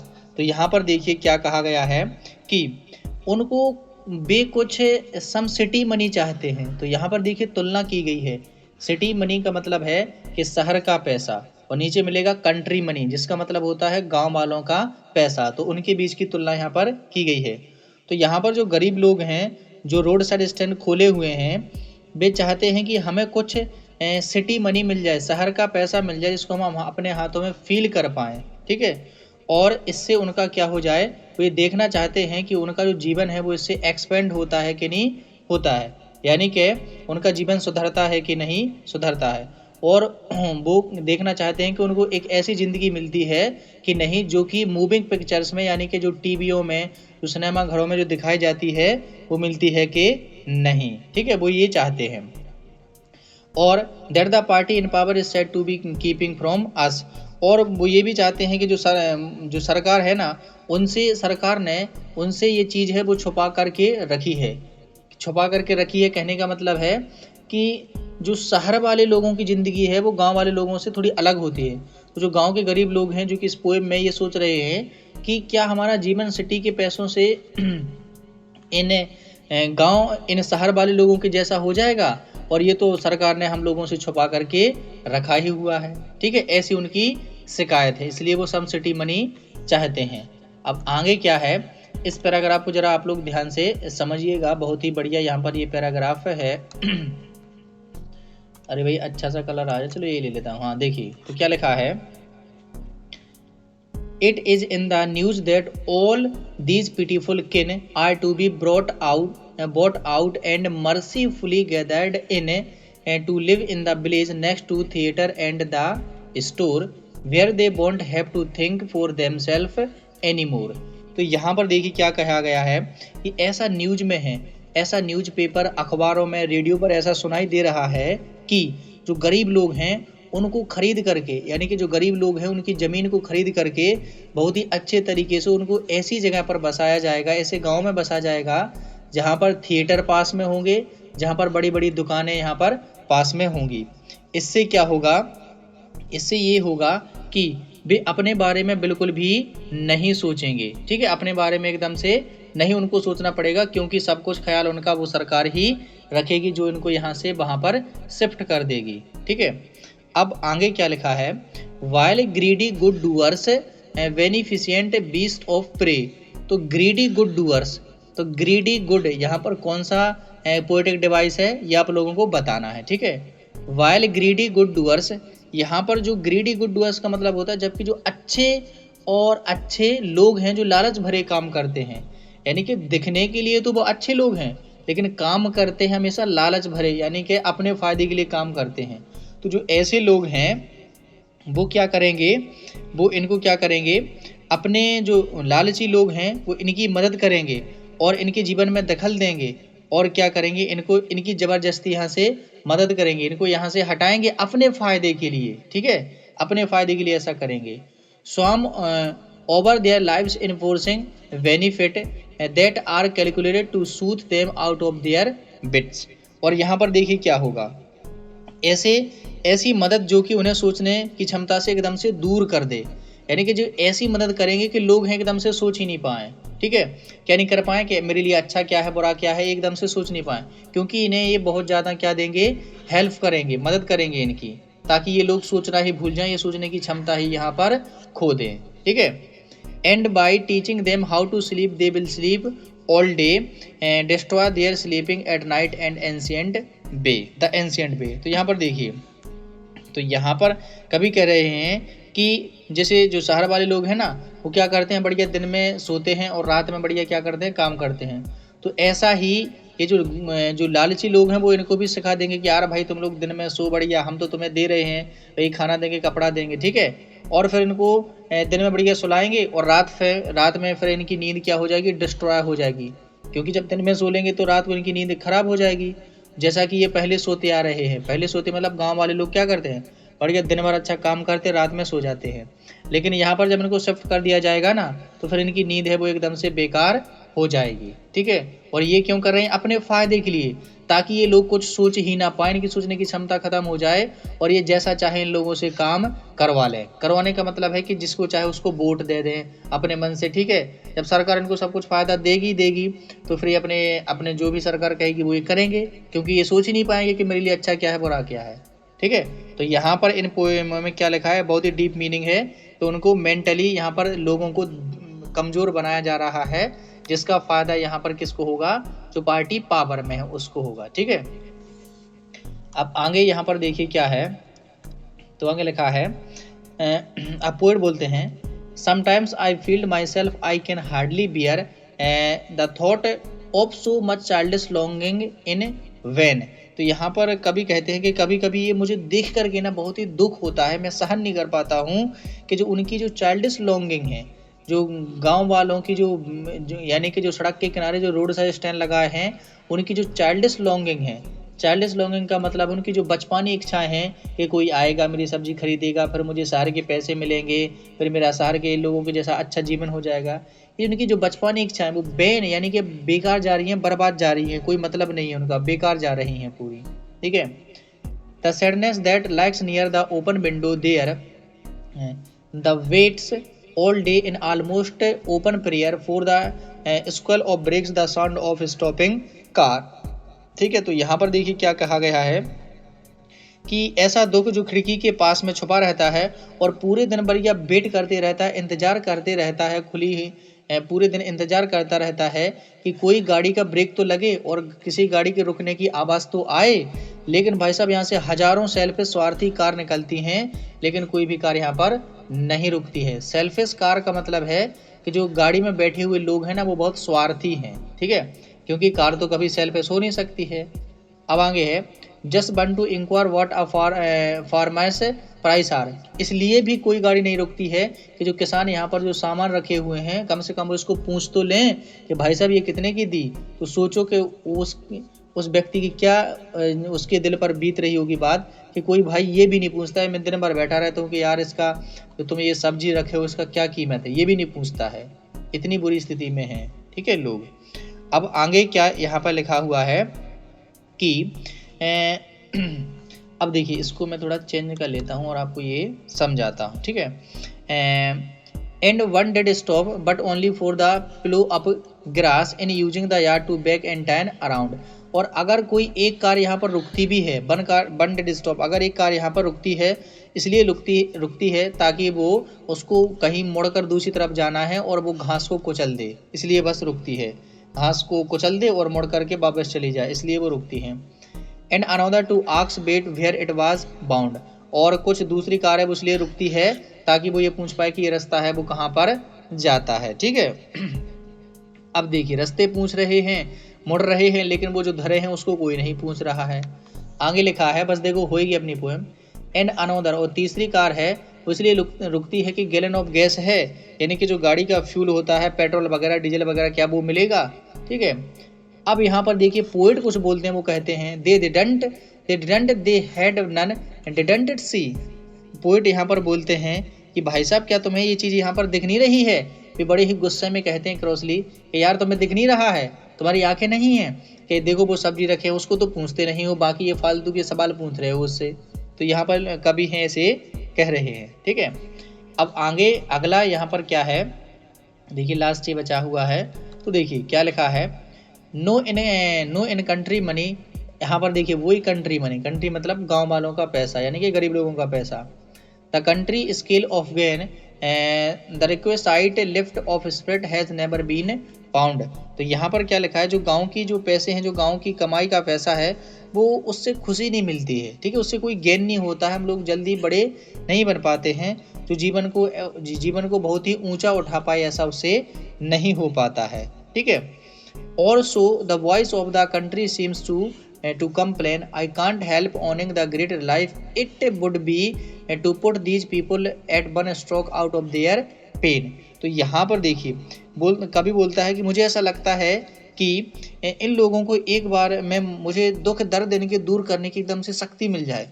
तो कभी कहता है कि यदि मेरे पास में ऐसी शक्ति होती ना, क्योंकि ये लोग, ये जो पूरे के पूरे जो कंट्री वाले लोग हैं ना, पूरे के पूरे जो गरीब लोग हैं, उनकी एक ही कंप्लेंट की वॉइस आ रही है कि हम लोग गरीब हैं, हम लोग ऐसे हैं, ये हमारी कोई मदद नहीं करता, हम शहर वाले लोगों के जैसा आता है।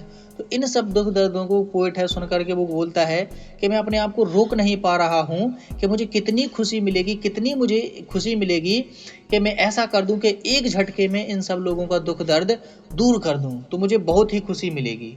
ठीक है। अब आप भी सोच सकते हैं कि यदि कोई इतनी बुरी स्थिति में है, जब उसके बाद मदद कर देंगे तो उसको कितनी खुशी मिलेगी। ठीक है। आगे क्या लिखा है, and then next day as I come back into the sane I wonder how I should like to you to come to me and offer to put me gently out of my pain. तो यहाँ पर देखिए क्या कहा गया है कि और अगले दिन जब मैं अपनी नॉर्मल सी सोच में वापस आता हूँ तो मैं सोचता हूँ कि अगर तुम मेरे पास आकर मेरे दुखों को धीरे धीरे मुक्त करने की, यानी कि मेरे को मार डालने की बात करोगे तो मुझे कैसा लगेगा। यानी कि तुम मदद तो करते नहीं हो, बस धीरे धीरे कह देते हो टीवीओं में कि गरीबों को ऐसा कर देंगे वैसा कर देंगे, लेकिन करते कुछ नहीं हो। तो ये मतलब मुझे कैसा लगेगा, एकदम बहुत ही बेकार सा लगेगा। ठीक है, तो यहाँ पर जो कवि हैं वो लोगों के दुख को बहुत ही अच्छे तरीके से महसूस करते हैं और बताते हैं कि हमें उनकी मदद यहाँ पर करनी चाहिए। ठीक है, तो यहाँ पर ये हो गया भाई साहब बहुत ही अच्छे तरीके से पोएम। अब आप लोगों को इसकी पोएटिक डिवाइस मुझे बतानी है, तो चलिए मैं कुछ पोएटिक डिवाइस यहाँ पर आप लोगों को बता देता हूँ। ठीक है, अरे भाई कुछ पोएटिक डिवाइस में आप लोगों को यहाँ पर ये कहाँ यार हैंग मार रहा है।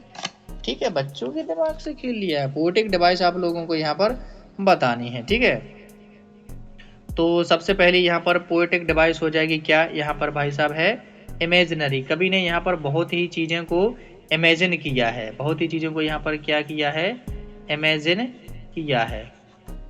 तो इमेजरी हो गया। ठीक है, जैसे कि उन्होंने ओल्ड लिटिल हाउस को, न्यू सेट को, स्क्वैश ऑफ ब्रेक्स को, स्टॉपिंग कार के साउंड को, ये से यूज़ किया है। ठीक है, अब इसमें क्या हो जाएगा, मेटाफर। ठीक है, उन्होंने तुलना की है जैसे शहर का पैसा और ये कंट्री का पैसा, तो ये उन्होंने क्या की है, तुलना की है। ठीक है, तो मेटाफर हो जाएगा। अब ये क्या हो रहा है यार बार बार मेरे साथ, बच्चों को भी थोड़ा डिस्टर्ब लग रहा होगा। ठीक है, और उन्होंने कॉन्ट्रास्ट भी यहाँ पर दिखाया है, कॉन्ट्रास्ट भी दिखाया गया है कि शहर का पैसा, गांव का पैसा। तो और भी इसमें से आप लोग ऐसे ढूंढ करके यहाँ पर बताइए। ठीक है, और ये हो गई आप लोगों की पोएम। इसके जो क्वेश्चन आंसर दिए गए हैं ना, ये जो क्वेश्चन आंसर दिए गए हैं ये सारे के सारे आप लोगों को वीडियो में यहाँ पर मिल जाएंगे, इसका सेंट्रल आइडिया भी मिल जाएगा। तो पोएम नंबर 5 जिसका नाम है आंट जेनिफर्स टाइगर्स, यानी कि आंट जेनिफर के टाइगर्स। और यहाँ पर टाइगर का क्या मतलब होता है, बाघ। क्या मतलब होता है टाइगर का, बाघ। तो हिंदी में पोएम का मतलब हो जाएगा आंट जेनिफर के बाघ। ठीक है, या फिर आंट जेनिफर के चीते। तो देखिए जो आंट जेनिफर है ये एक नाम है, ऐसा समझ सकते हैं, ये एक नाम है एक महिला का, जो कि इस पोएम में एक कैरेक्टर हैं। ओके, और इस पोएम के पोएट का नाम है यहाँ पर एड रेनी रिच। तो देखिए ए से हो जाएगा आंट और ए से हो जाएगा एड रेनी रिच। तो आप लोगों को पोएम का नाम और पोएट का नाम इस तरीके से याद हो जाएगा। ठीक है, पोएम का नाम क्या हो जाएगा, आंट जेनिफर्स टाइगर्स, और पोएट का नाम क्या हो जाएगा, एक्चुअली पोएटेस का नाम क्या हो जाएगा, एड रेनी रिच। ओके, ये आप लोगों को अच्छे तरीके से याद हो गया। अब चलिए हम लोग इस पोएम को बेहतरीन तरीके से पढ़ लेते हैं, क्योंकि ये हमारी किताब की लास्ट पोएम है, पोएम नंबर 5। तो आइए जल्दी से हम सबसे पहले पोएटेस के बारे में थोड़ा सा पढ़ते हैं। तो देखिए क्या लिखा है, 1929 2012। तो यहाँ पर देखिए जो एड रेने रिच हैं इनका जन्म है कब हुआ था, 1929 में, और ये स्वर्ग में चली गई थी कब, 2012 में। ओके, चलिए आगे पढ़ते हैं इनके बारे में। बाज born in Baltimore Maryland USA. तो एड्रियन जो रिच हैं इनका जन्म अमेरिका के बाल्टीमोर मैरीलैंड में हुआ था। ठीक है, she is widely known for the involvement in contemporary women's movement as a poet and theorist. तो यहाँ पर देखिए जो कवियत्री हैं, यानी कि जो एड रेने रिच हैं, ये क्या हैं, ये एक कवियत्री के रूप में और थ्योरिस्ट यानी कि एक पोएट के रूप में और एक थ्योरी लिखने वाले के रूप में, ये आधुनिक टाइम पर जो महिलाओं के जो आंदोलन चले हैं, जो वुमेन्स मूवमेंट है, जो महिलाओं के लिए आंदोलन चले हैं, उनमें इन्होंने बहुत ज़्यादा भाग लिया, इसी के लिए ये जानी जाती हैं। ठीक है, she has published 19 volume of poetry, 3 collections of essays and other writings.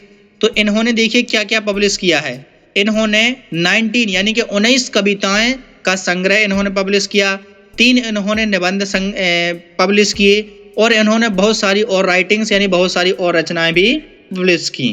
ठीक है, अब देखिए क्या लिखा है, strong resistance to racism and militarism echoes through her work. तो यहाँ पर देखिए उनकी जो रचनाएं हैं, उनकी कविताएं में, उनमें रेसिज्म यानी कि जो जातिवाद होता है और जो मिलिट्रिज्म है यानी कि जो युद्ध होता है, इनके खिलाफ है बहुत ही विरोध दिखाई देता है। ठीक है, तो उनकी कविताएं जातिवाद और जो युद्ध हैं उनके खिलाफ काफी विरोध उनकी कविताओं में दिखाई देता है। The poem aunt Jennifer's tigers addresses the constraints of married life a woman experience. तो यहाँ पर देखिए इसको आप लोग जरा ध्यान से समझिए। ये जो पोएम है कौन सी, ये जो पोएम है आंट जेनिफर्स टाइगर, इसमें देखिए उन्होंने क्या लिखा है कि constraints of a married life a woman experience, यानी कि एक शादीशुदा महिला क्या कॉन्स्ट्रेंट्स यानी कि क्या दबाव, शादी के बाद जो दबाव होते हैं, ठीक है, या फिर दबाव को हम लोग क्या बोल सकते हैं, दबाव को हम बोल सकते हैं कठिनाइयाँ या मुसीबतें। तो एक शादी के बाद एक महिला के जीवन में कौन कौन सी कठिनाइयाँ, दिक्कतें, मुसीबतें आती हैं, कौन कौन से दबाव उस पर डाले जाते हैं, इसी को उन्होंने इस पोएम में अच्छे तरीके से एक्सप्लेन किया है। ओके, तो आइए अब हम पढ़ते हैं बिफोर यू रीड, फिर हम अपनी प्यारी सी पोएम को स्टार्ट करेंगे। तो क्या लिखा है, what does the title of the poem suggest to you, ये टाइटल तुम्हें क्या सजेस्ट करता है। Are you reminded of other poem on tigers, तो क्या तुम्हें कोई एक ऐसी पोएम याद है जो टाइगर्स के ऊपर हो, यदि हो तो कमेंट कर दीजिए। और आइए जल्दी से अब हम लोग इस पोएम को स्टार्ट करते हैं। ठीक है, पोएम एकदम 3 स्टैंजा की है, छोटी सी है लेकिन बहुत गहरे मीनिंग लेके चलती है। ठीक है, तो आइए जरा पढ़ते हैं। तो क्या लिखा है, पहली line, aunt Jennifer's tigers prance across a screen bright topaz denizens of a world of green. तो यहाँ पर देखिए आंट जेनिफर के जो टाइगर हैं, आंट जेनिफर के जो बाघ हैं, वो प्रेंस अक्रॉस आ स्क्रीन। तो यहाँ पर देखिए सीन कुछ ऐसा है कि एक जो हमारी आंट जेनिफर हैं, जो कि एक कैरेक्टर हैं, ये बैठी हुई हैं और एक कपड़े पर कढ़ाई कर रही हैं। जो कपड़ा होता है ना, उस पर हम लोग सिलाई कर करके कोई डिजाइनें बनाते हैं। तो ये उन कपड़ों पर क्या कर रही हैं, डिजाइन बना रही हैं, एक बाघ की, टाइगर की डिजाइन बना रही हैं। तो वही लाइन से ये, मतलब वही चीज से ये पोएम में उठ करके आती है। तो सीन कैसा है एक बार सुनिए कि जो आंट जेनिफर हैं वो एक कैरेक्टर हैं, समझ सकते एक महिला हैं, जो कि बैठ कर के कढ़ाई कर रही हैं, यानी कि कपड़े पर टाइगर के चित्र को बुन रही हैं। ठीक है, तो वहीं से ये पोएम बनती है और लिखा है कि जो आंट जेनिफर के जो टाइगर हैं वो कपड़े की स्क्रीन पर, यानी स्क्रीन पर बहुत ही उछल कूद, प्रेंस मतलब होता है उछल कूद करते हुए यहाँ से वहां दिखाई दे रहे हैं। और वो जो टाइगर हैं वो टोपाज के जैसे हैं। टोपाज एक प्रकार का ये पदार्थ होता है, तो उनका जो कलर है टाइगरों का कैसा है, ब्राइट टोपाज, चमकीले टोपाज की तरह हैं। और वो कहाँ रहते हैं, of a world of green, यानी कि वो हरियाली में रहते हैं। ओके, अब आगे देखिए, they do not fear the man beneath the tree they pace in sleek chivalric certainty. अब यहाँ पर देखिए क्या लिखा है, they do not fear the man, उनको किसी भी मैन से यहाँ पर डरने की जरूरत नहीं है। यानी कि पेड़ों के पीछे जो लोग खड़े हुए हैं वो उन लोगों से, जो टाइगर हैं, वो नहीं डरते हैं। ठीक है, आगे लिखा है, they pace in sleek chivalric certainty, तो वे बहुत ही आत्मविश्वास से और बड़े ही निश्चित तरीके से चलते हैं, उन्हें यहाँ पर कोई डर नहीं है। तो यहाँ पर देखिए डीप मीनिंग ये है कि आंट जेनिफर्स के जो टाइगर हैं वो फियरलेस हैं, किसी से भी नहीं डरते हैं। तो आंट जेनिफर को लगता है कि यार मैं भी इन्हीं टाइगरों के जैसी होती, क्योंकि ये जो मैन है, जो व्यक्ति है, जो लोग हैं, उन्होंने यहाँ पर महिलाओं के ऊपर काफी अत्याचार किए हैं। तो उन्हीं की डर की वजह से ये ऐसी कह रही हैं कि जैसे टाइगर चलता है वैसे मैं भी चलती, ऐसी उनकी इच्छा यहाँ पर बताई गई है। और लोगों से उनको देखो काफी नफरत है, क्योंकि उन्होंने सीधा सीधा कह दिया, लोगों से मतलब जो लोग दबाव डालते हैं, जो लोग अत्याचार करते हैं, उन लोगों से, ठीक है, उन पुरुषों से उनको नफरत है। तो उन्होंने एक ही शब्द में इसको समझा दिया, और वो भी कहा कि इनसे नहीं डरते हैं, यानी कि ये ऐसा बनना चाहती हैं जो पुरुष दबाव डालते हैं उनसे ये ना डरें। ठीक है, तो ये हमारी हो गई 4 लाइनें। अब हम लोग आगे बढ़ते हैं और देखते हैं थोड़ा सा इसको आगे। तो अगली 4 लाइनों में यहाँ पर क्या कहा गया है, बहुत ही छोटी सी पोएम है, देखिए, aunt Jennifer's fingers fluttering through her wool find even the ivory needle hard to pull. अब देखिए यहाँ पर जो आंट जेनिफर की फिंगर्स हैं, जो उनकी उंगलियां हैं, वो मैंने क्या बोला था कि वो कढ़ाई कर रही हैं, कुछ बुन रही हैं, यानी कि इस टाइगर को वो अपनी उस कपड़े पर बुन रही हैं। तो बुनते बुनते जो उनकी उंगलियां हैं वो फ्लटर कर रही हैं, उनकी उंगलियां हैं कांप रही हैं, उनकी उंगलियां क्या कर रही हैं, कांप रही हैं। ठीक है, ऊन बुनते बुनते उनकी उंगलियां कांप रही हैं, ऐसे ऐसे हल रही हैं। ठीक है, तो जो उनकी सुई है, जब उनकी उंगलियां कांप रही हैं तो जो सुई है ना, जो नीडल है, उस कपड़े में उनको धस नहीं रही है, यानी कि वो पुल नहीं कर पा रही हैं, वो ठूस नहीं पा रही हैं उसमें, इतनी उनकी उंगलियां कांप रही हैं। तो यहाँ पर हमने पढ़ा था ना कि मेन से उनको नफरत है, इसलिए नफरत है क्योंकि इस लोग ने क्या किया होगा, इस पुरुष ने इन आंट जेनिफर के ऊपर काफी अत्याचार किया होगा, तभी तो उनकी जो उंगलियां हैं ऐसी कांप रही हैं। ठीक है, और इतनी कांप रही हैं कि भी ऊन में बुन भी नहीं पा रही हैं। ठीक है, अब आगे देखिए और क्या लिखा है यहाँ पर, उनकी कमजोरी और उनको मेंटली बहुत ही कमजोर बताया गया है। ठीक है, आगे लिखा है the massive weight of uncle's wedding band sits heavily upon aunt Jennifer's hand. और यहाँ पर देखिए जो अंकल की, अब जैसे आंट जेनिफर हैं तो उनके कोई अंकल होंगे, यानी जिनसे उनकी शादी हुई होगी, तो जो अंकल की जो शादी के दिन जो उनको वेडिंग बैंड मिला होगा, यानी कि उनको जो रिंग मिली होगी, अरे कहाँ चला गया, उनको जो रिंग मिली होगी, अरे भाई उनको जो रिंग मिली होगी ना, तो इसका वेट इतना बहुत ज्यादा है कि वो ढो नहीं पा रही हैं। कहने का मतलब है जब उनकी शादी हुई होगी तो शादी के बाद में उस पुरुष ने इनके ऊपर कई सारी पाबंदियां लगाई होगी, कई सारे भारी काम रखे होंगे, उनकी पिटाई करता होगा, तो वो बोझ को वो जो बोझ इनके ऊपर आ गया है उसको ये सह नहीं पा रही हैं। इसीलिए बोला गया है कि जो चाचा की जो अंगूठी है ना, उनकी जो रिंग है, उसका वजन भारी ज्यादा है, और ये जो अंगूठी है ना, ये जो रिंग है, उनकी उंगलियों में बहुत मजबूती से पकड़ ली है। ठीक है, उनकी उंगलियों पर बहुत ही दमदार तरीके से बैठ गई हैं, यानी कि जिम्मेदारियां, दबाव, मुसीबतें और जो उनको कष्ट मिल रहे हैं वो अब चिपक गए हैं उनके ऊपर। ठीक है, ऐसा यहाँ पर बताया गया है। ठीक है, अब आगे देख लीजिए, क्योंकि देखिए यहाँ पर क्या है कि बेडिंग मतलब अंगूठी का उतना वजन तो होता नहीं है, तो फिर भारी क्यों लग रही है, क्योंकि जो दबाव उनके ऊपर डाला जा रहा है, जो उन्हें कष्ट मिल रहे हैं, उसको वो बता रही हैं। ठीक है, अब चलो आगे देखते हैं, और लास्ट हमारी लाइन है, तो इसमें क्या लिखा है, क्या लिखा है, When aunt is dead, her terrified hand will lie। तो भैया जब जो आंट हैं वो मर जाएंगी, ठीक है, तो उनके जो हाथ हैं वो भी क्या रहेंगे, यहीं पर ऐसे पड़े रहेंगे। ठीक है, उनके हाथ भी ऐसे डर में पड़े रहेंगे।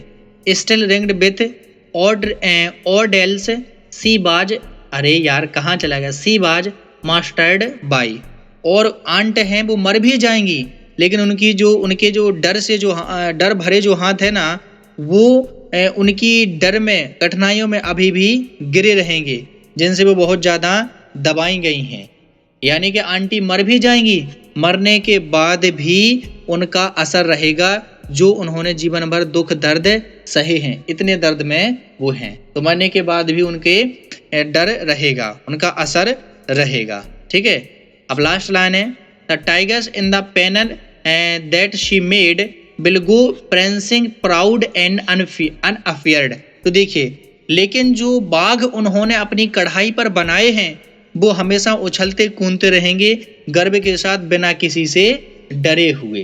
ठीक है, तो ये ऐसा वो चाहती हैं कि जो मेरे शेर है ना, मैं तो जैसे मर ही जाऊंगी, लेकिन जो मेरे शेर हैं वो हमेशा जीवित रहेंगे। अब देखिए उन्होंने जो बाघ हैं उन्होंने बनाए हैं, उन्होंने एक आर्ट है, अरे यार कहाँ चला गया, जो एक आर्ट है उन्होंने बनाई है। ठीक है, अब आर्ट जो है, आर्ट से क्या मतलब दिखाया गया, फ्रीडम, यानी कि जो उनकी स्वतंत्रता है वो हमेशा बनी रहेगी। आर्ट के लिए स्वतंत्रता बनी रहेगी, वो तो मर ही गई हैं।